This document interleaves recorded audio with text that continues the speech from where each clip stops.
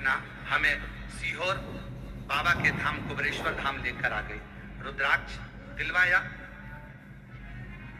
रुद्राक्ष दिलवाया, कहा इसका जल रोज पिलाओ। मैं रोज 1 लोटा जल मंदिर पर चढ़ा जाती और उसको लेकर आकर अपने पति को पिला देती। गुरुदेव, फरवरी, मार्च, अप्रैल 3 महीने हम बाबा का रुद्राक्ष का जल देते रहे।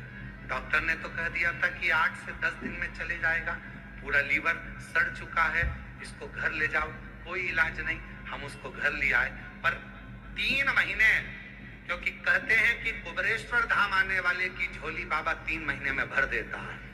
हमने भी फरवरी, मार्च, अप्रैल 3 महीने रुद्राक्ष का जल दिया, बाबा के भरोसे चले। और आज जिन डॉक्टर ने कहा था कि लीवर पूरा डैमेज हो चुका है, हम फिर 3 महीने के बाद उनके पास जांच कराने को चले गए, तो डॉक्टर ने जांच कर पता कर बताया कि इनके लीवर काम करना प्रारंभ कर दिया है, अब पूर्ण तरह से ठीक हो गया। गुरुदेव, हम बाबा को धन्यवाद देने आए हैं। आज डॉक्टर भी हैरान है कि ये कैसे हो सकता है, इतना सड़ा हुआ लीवर, गल चुका, सड़ चुका, वो काम कैसे करेगा। ये डॉक्टर आश्चर्य करते हैं दिल्ली के, हम क्या कहें। और हम तो बाबा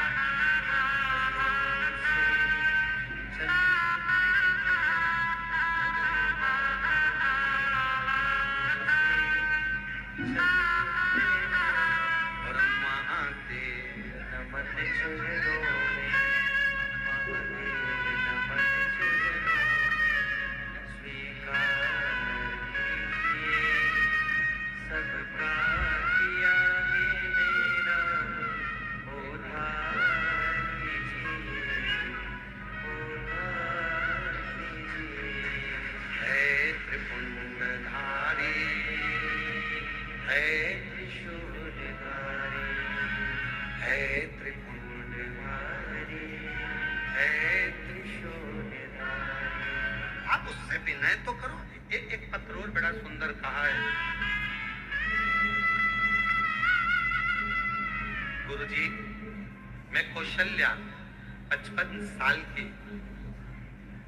विधवा हूं, काला पीपल में रहती हूं। गुरुदेव,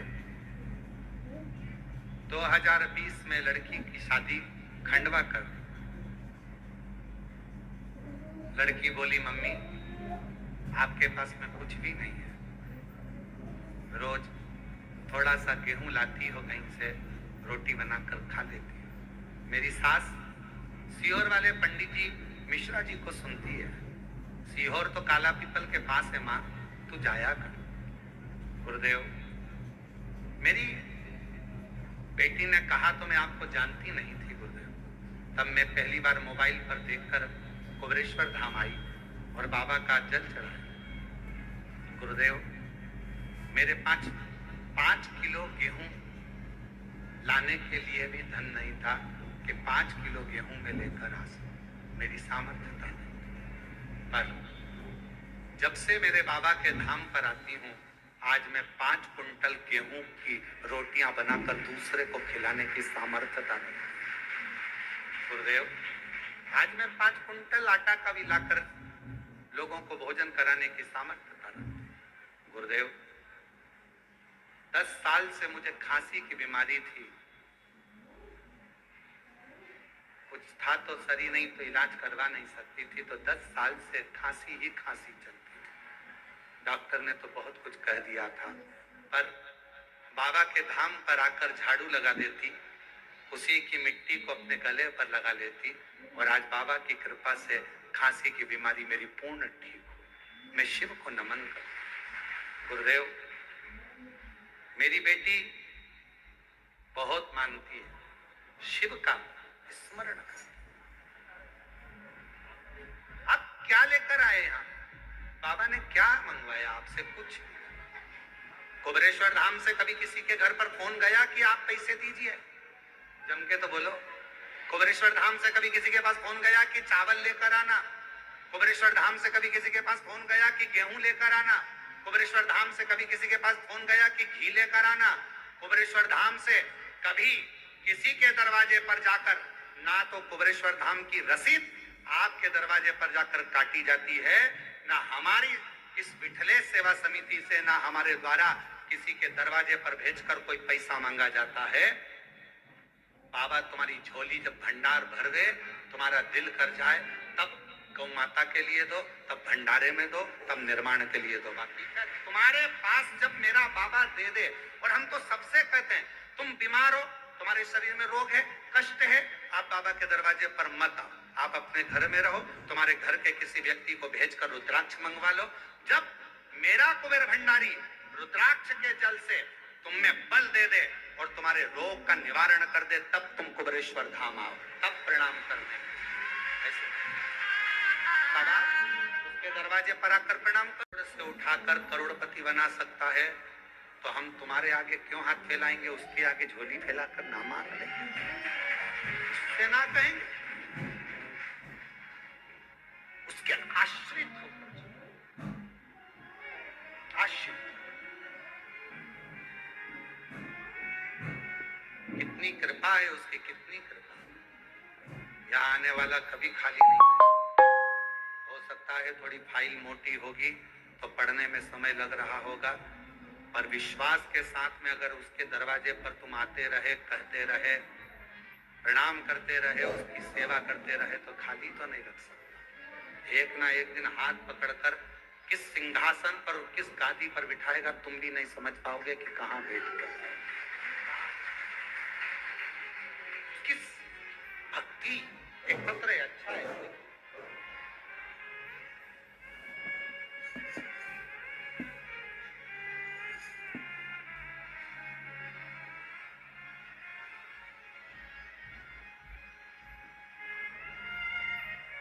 मैं संगीता कुमावत, पति राजू कुमावत, गांव हालोड, जिला मंदसौर की, मध्य प्रदेश की रहने वाली हूँ। एक लोटा कहीं बैठे हो तो आ सकती हैं पीछे से। एक लोटा जल का मैं क्या वर्णन करूं। मेरे पति आर्मी में नौकरी करते हैं, उनकी ड्यूटी उधमपुर जम्मू कश्मीर में है, और मैं भी उनके साथ वहीं जम्मू कश्मीर में रहती हूँ। गुरुजी, एक दिन अचानक से मेरा बेटा 9 साल का है, और वो 9 साल का बेटा जो अगस्त 2024 में उसकी तबीयत इतनी खराब हो गई कि उसे हर 6 घंटे में बुखार आता रहा था, सिर दर्द करता। गुरुजी 15 दिन इलाज कराते रहे, तब भी कोई आराम नहीं मिला।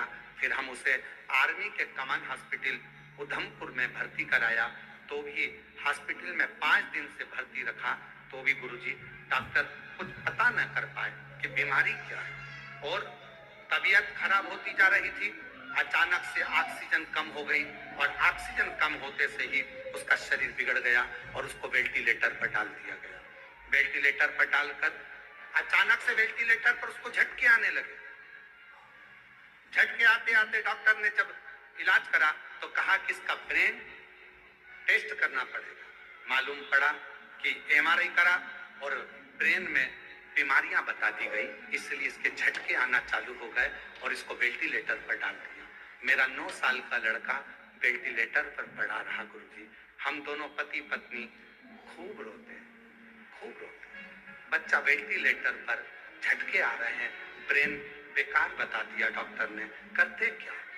आखिरी में डॉक्टर अपना काम करे, हम आपका 9:15 का एक उपाय है आपका, जो रात्रि के 9:15 पर करा जाता है। तब हमने आंवले वाला वो उपाय 9:15 का करा, और जल लाकर अपने बेटे को डॉक्टर से कहा हमें वेंटिलेटर के पास जान दो, उसके शरीर में लगा लें। बच्चे के शरीर पर लगाया, होठों पर लगाया। लगाने के आधे घंटे बाद उसके शरीर में हलचल हुई, और वेंटिलेटर पर से धीरे धीरे उसको आराम लगना प्रारंभ हो गया, और डॉक्टर के कहने पर उसका ब्रेन भी काम करने लगा, और उसकी छुट्टी कर दी। आज हम बाबा को प्रणाम करने की,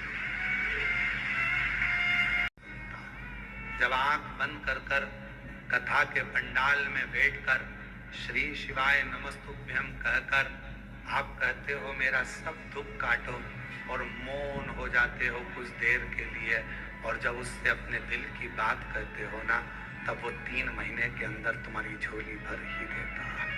इतनी कृपा,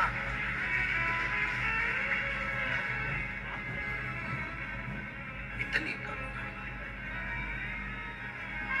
ये कथा तो कल विराम हो जाएगी 25 तारीख को।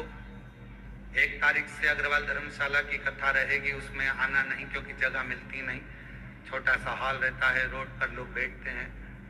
हमारी गादी की कथा है इसलिए वो होती है हर साल, शुरू से होती आ रही है, कई वर्ष निकल गए, 30 साल के लगभग में जो भी क्रम हो गया।